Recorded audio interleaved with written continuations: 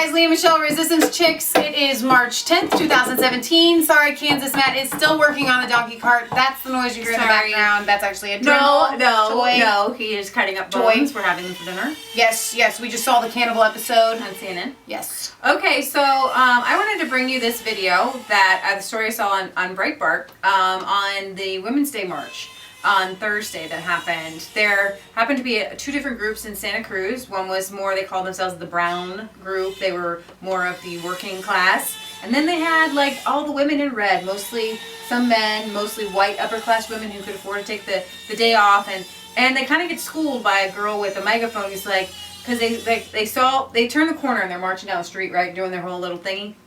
And then they see these like other people standing in red. And so like, should we join them? You know how like white people are, like, should we join those people? Cause like these kind of white people, I'm not totally being racist. They so like to be like like black people and like Mexicans and they like really want to try it. They really want to do it, you know, and they want to be involved and they want to be like so all inclusive and they're like, can we go? Can we be with them? You probably know some of these like progressive instead of just being normal, like, hey, I want to be with that person regardless of their color, they're black, brown, red, whatever.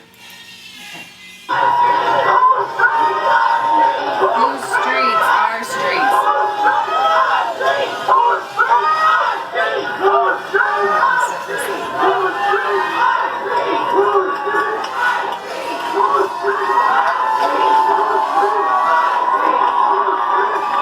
Should we join the lower class in their march? The students?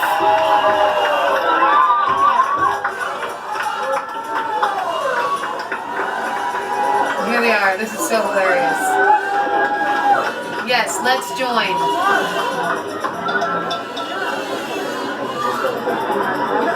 It's kind of embarrassing, isn't it?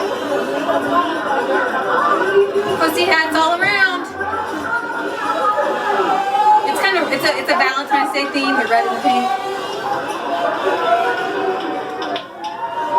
So I love that these people are videotaping the march instead of participating in the march. And then it kind of is a little bit disheveled. As you can see, there's now coming in solidarity with the Santa Cruz community. So she's gonna kind of school them on how.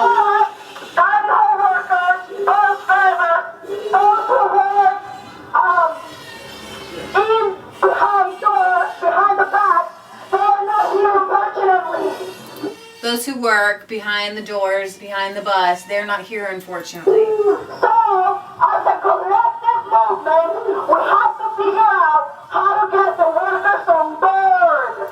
So as a collective movement, we have to figure out how to get the workers on board. It's not just a student community. It's not just a student movement. We have to know we're creative. Capitalism doesn't want us to be creative. Capitalism does not want us to be creative. We're creative. But we are creative, and we will figure out how to stand in solidarity and organize along with the voices of these workers. Those who are not here today. Just cheer. When you don't know what to do, just cheer. Those who wanted to come, but they couldn't come because if they strike, they will be fired. Those who wanted to come, but if they come, they will be fired. We have the privilege to take care of professors. They did what? They did not have the privilege I'm going to go to a march. Deuces. to go to a march. So, in the meantime, let's make friends and let's figure out what the next step is. So in the meantime, let's make friends and let's figure out what the next step is. But y'all better check your white privilege. Oh, all these white people joining my march. Okay, come on. Now you check your white privilege because I gotta check with the workers. We're marching for the workers, and y'all are rich white people. And y'all can come and join us as long as you check your white privilege at the door. Oh my gosh. Which So is so later funny on, the thing was supposed to be for the gender oppressed. The thing was supposed to be for just women in general. Well, I mean, when on the Women's March page that we read, supposed to be for all kind of things. You know, it was gender oppressed, transgenders. But now, women's see, they really do issues. kind of single people out. Like, but if you're rich and white, then it's not the same. Right. You can come because Later we on, need lots of numbers. The article said that they split up. Like the two groups, they split. They really couldn't really mesh because there's a thing about like white rich people, like they have like an aversion to like the students and like the they're like, you can go play over there and like I'll totally hire you to come and like do my landscaping and everything, but like working together with you like on like this level, it's really not gonna happen. They make me nauseous, and I hope that the people that we pet sit for are not watching this. If you are, we love you. Don't get me wrong, we love you, but we pet sit in a lot of rich neighborhoods, and when we walk around those neighborhoods, Leah and I are kind of looked at as the help, and we're happy people, like, right? We see people walking down the street like, hey, how are you? That's just who we are. We just wave, and then you get this kind of like look like the help does not wave. You know, like, we don't wave at you. We do not communicate with you. Some very specific ones. Others can't tell. Well, others are super I don't like nice. have a sign saying I'm working here. But some people, somehow they can tell. It just makes me nauseous to be in these neighborhoods, you know, with these people. And I think, I guess, I kind of look down on them. I view wealth as in, like, land. And I'm like, you have a house on, like, 1/8 of an acre. I don't care how big it is. You're poor.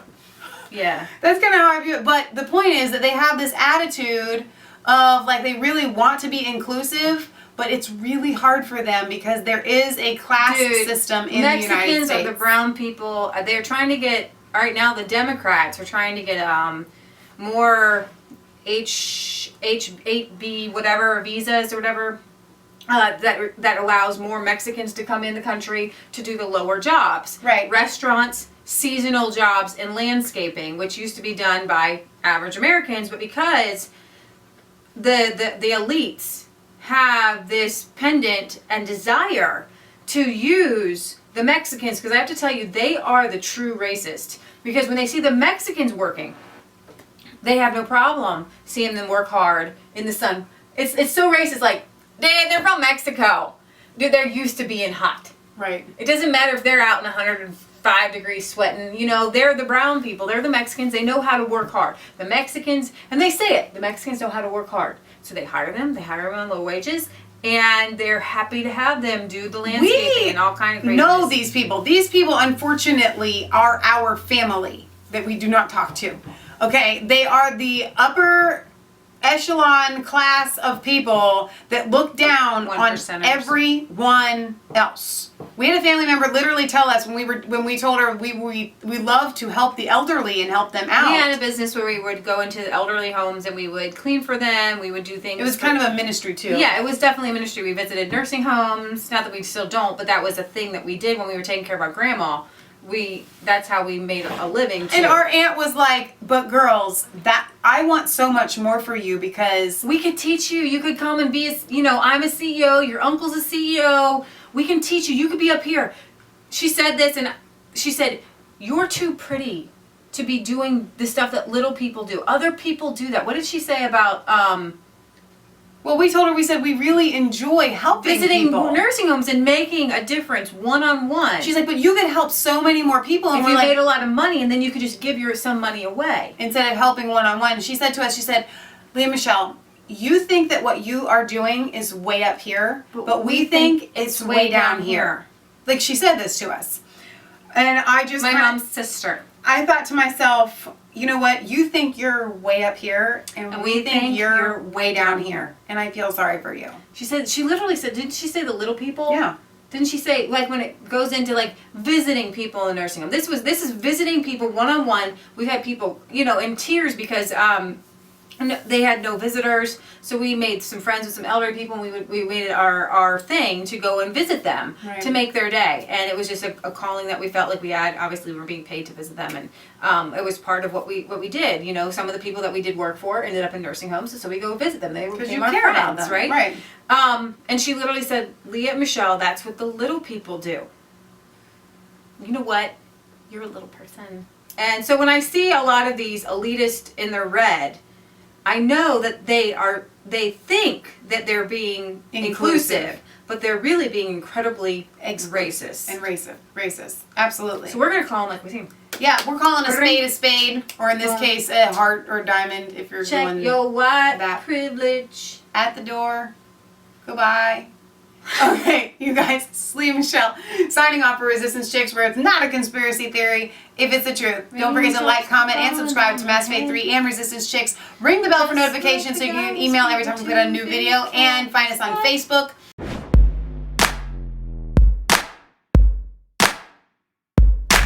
I was cold all alone. No place for home every day. So afraid. But you called my name. Turned my eyes to the lies. I really just want to wrap this up because I don't feel like we did wrap it up. Here's the thing. The women's, they all think that they have one common cause. But there's just something that makes it so they can't join together because the upper white people, and so there is something to be said, and it's not because you're white, it's not because you're rich. It's a mentality. Right. We're not You can be calling dirt out people poor socioeconomically, Right. exactly. We're just saying that they tend to usually be white and they tend to usually be rich, but that doesn't mean all white people or all rich people. It just means that there's a certain class of people and these people showed up and it's just They're the elitist embarrassing. mindset. Right. It's just, they're the same people who run CNN, Times Magazine, New York Times. Right. And those people. But they really do look down on people as if they're lesser and they than prey on the regular people. them. Right. And they use, and see, the people kind of in the middle, they can see the game being played. Oh, But absolutely. unfortunately, a lot of these people, the minorities, the underrepresented, or whatever you want to call them, they are swayed by promises of we're gonna work for you. We're gonna work for you. Right. Whereas we say we want to work with you. you. We don't think we're better than you. Most people in America don't think they're better than anybody else. When you listen to, and it's hard to put people in boxes, right wing, conservatives, whatever, people in the liberty movement, over and over and over again, you hear, I don't care whether you're gay, whether you're atheist, what your religion is, what color you are. But we need liberty. We need to abide by the Constitution, the Declaration of Independence, and go by our founding fathers. This is what we go by. Right. And, Small government. And people like this, and like this, obviously the Mexican girl was pushing communism because she's like, we're not big crony capitalism. No. Okay, but we can go into that into another story. It was already long, so we better stop. We better stop there. All right. Bye. See ya. Bye. See ya.